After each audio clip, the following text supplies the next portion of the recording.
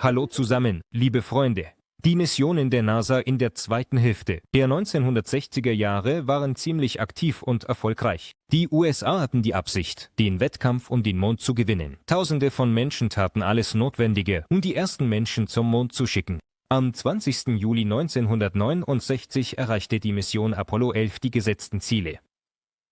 Armstrong und Aldrin haben die Mondlandefähre erfolgreich auf der Oberfläche unseres Satelliten gelandet. Jetzt ist es an der Zeit, mehr über seinen Nachfolger Apollo 12 zu erfahren. Lassen Sie uns in diese Geschichte eintauchen und mehr über die zweite Expedition zum Mond erfahren.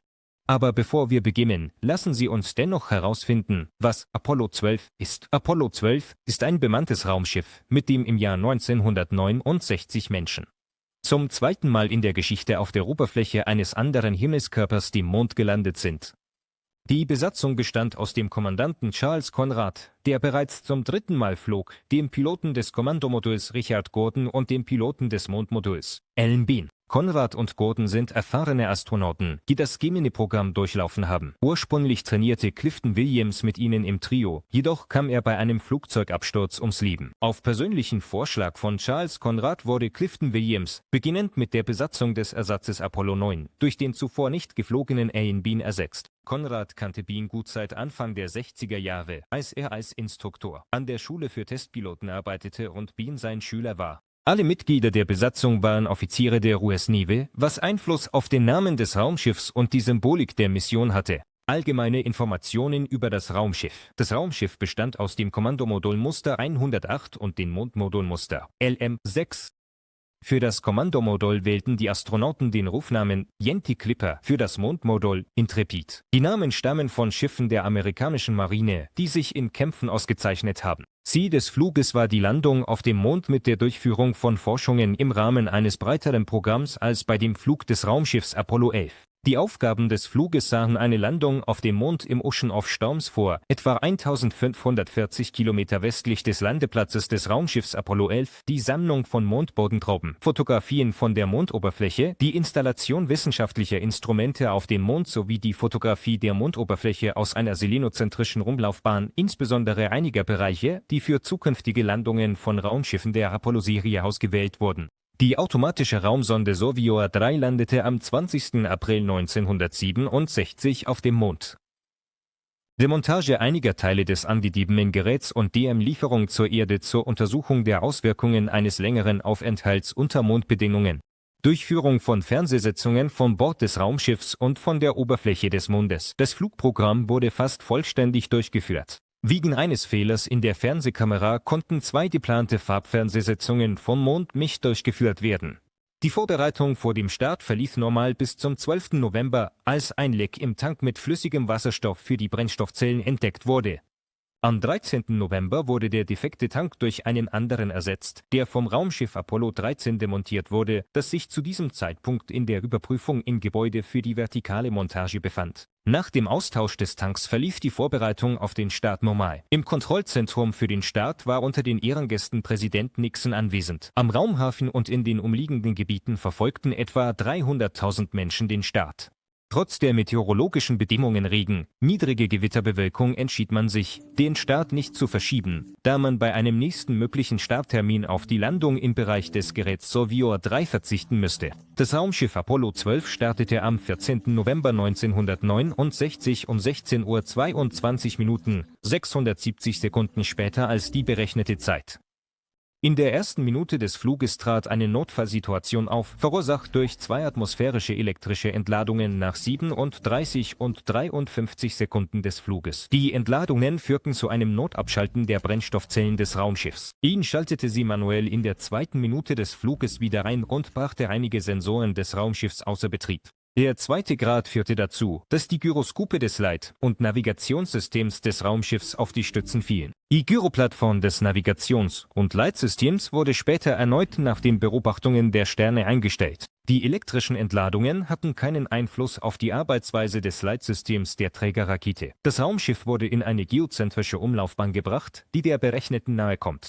Nachdem die letzte Stufe der Trägerrakete mit dem Raumschiff in eine anfängliche geozentrische Umlaufbahn ausgetreten war, führte die Besatzung etwa 2 Stunden lang eine Überprüfung der Bordsysteme durch und achtete besonders auf die Suche nach möglichen Schäden durch elektrische Entladungen. Die Überprüfung ergab keine wesentlichen Störungen.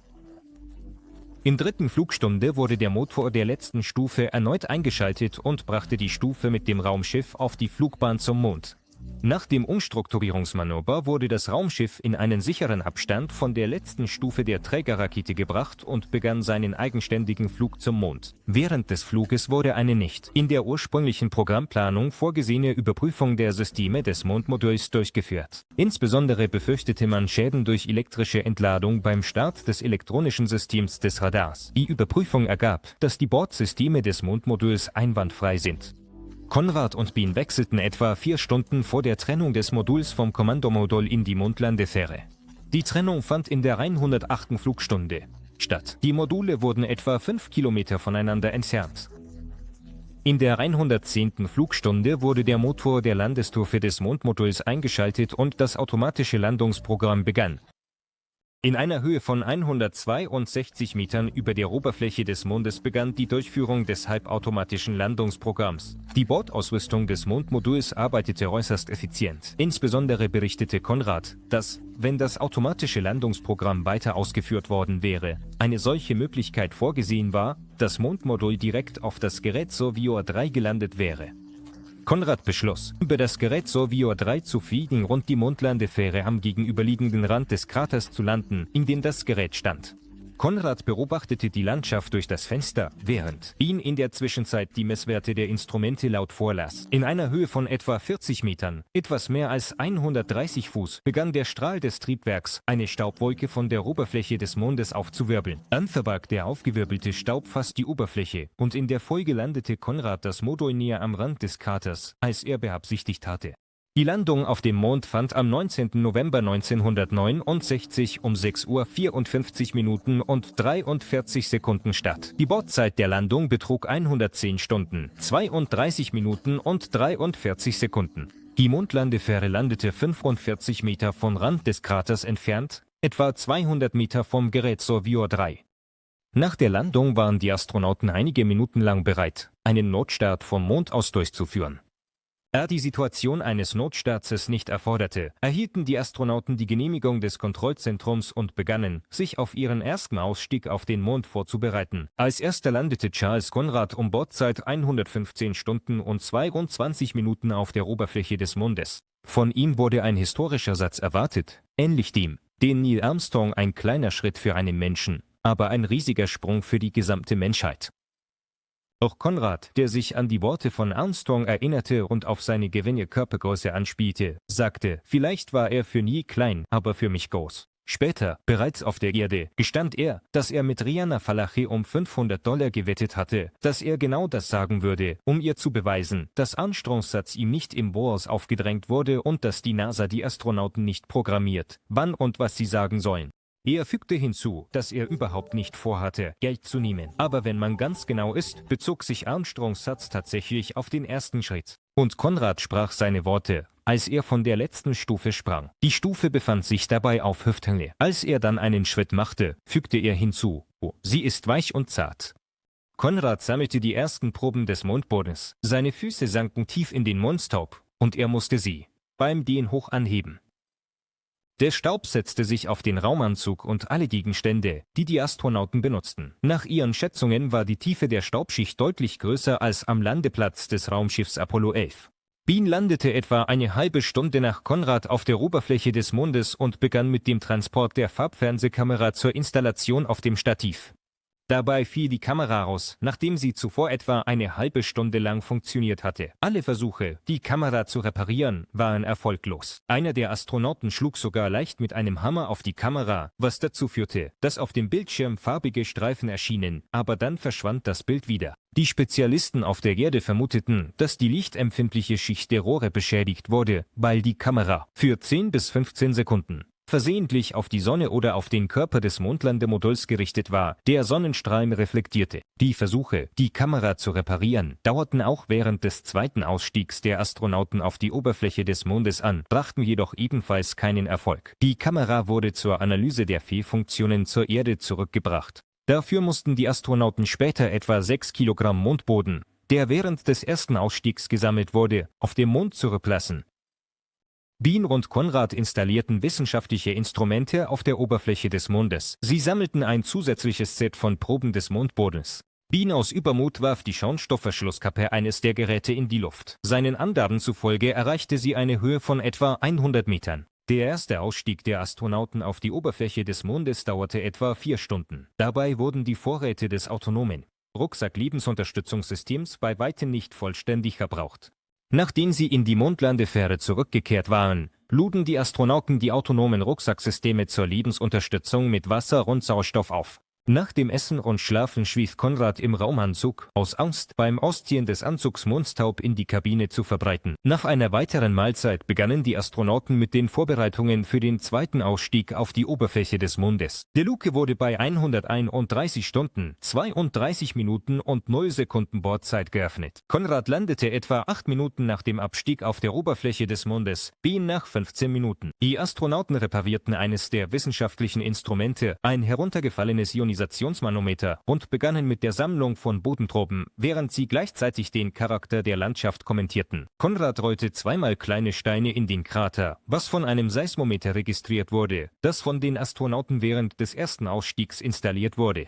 Die Astronauten fanden heraus, dass es einfacher war, Proben mit den Händen statt mit Werkzeugen zu sammeln. Als einer von ihnen sich bückte, um eine Probe zu nehmen, hielt der andere ihn am Riemen fest. Einmal fiel Conrad, aber wie er bemerkte, geschieht das Fallen auf dem Mond so langsam, dass keine Gefahr besteht, den Raumanzug an einem Stein zu beschädigen.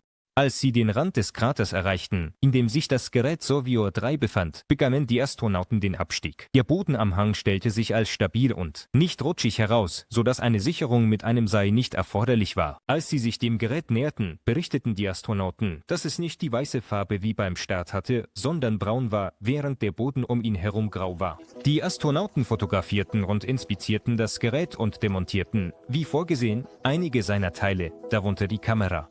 Auf dem Rückweg zum Mondmodul setzten die Astronauten die Sammlung von Proben fort. Während des zweiten Ausstiegs betrug die gesamte zurückgelegte Strecke der Astronauten etwa 1,5 Kilometer. Die Dauer des Ausstiegs betrug 3 Stunden und 54 Minuten. Etwa eine Stunde nach dem Ende des zweiten Ausstiegs entlüfteten die Astronauten erneut die Kabine des Mondmoduls und öffneten die Luke, um unnötige Gegenstände zu entsorgen. Dabei wurde versehentlich ein Filmstreifen weggeworfen. Ursprünglich wurde angenommen, dass die Astronauten belichteten Film weggeworfen hatten, aber später stellte sich heraus, dass unbelichteter Film entsorgt wurde.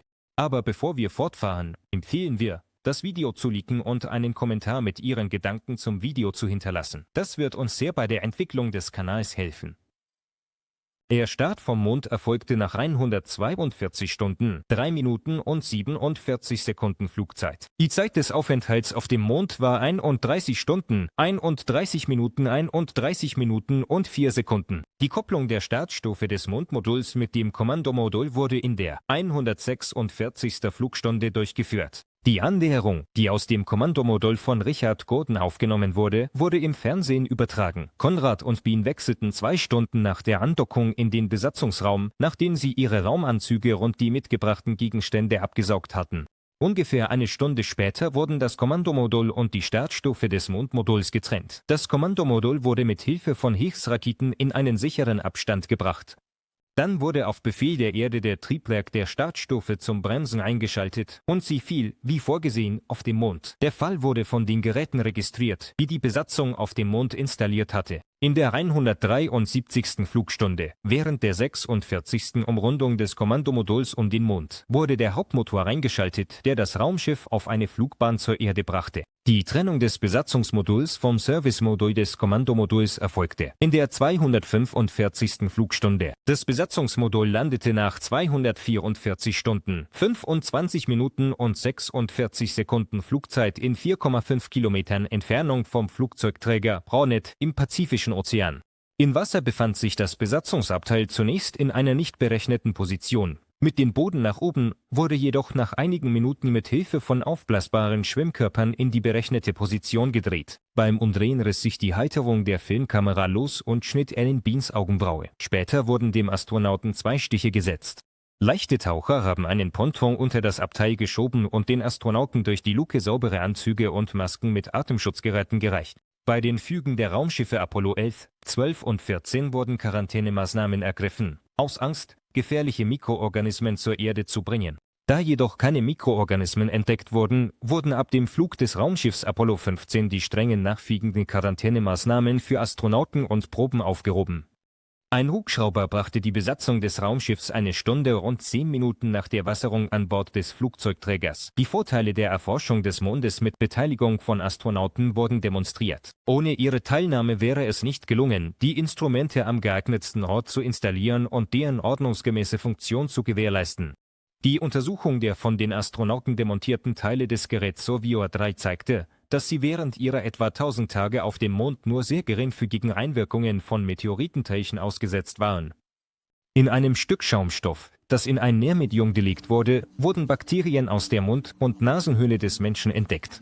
Offensichtlich gelangten Bakterien während der Vorflugwartung des Geräts durch die ausgeatmete Luft oder den Speichel eines der Techniker in den Schaumstoff. So stellte sich heraus, dass irdische Bakterien, nachdem sie fast 3 Jahre unter Mondbedingungen waren, in einer selektiven Umgebung wieder zur Fortpflanzung fähig sind.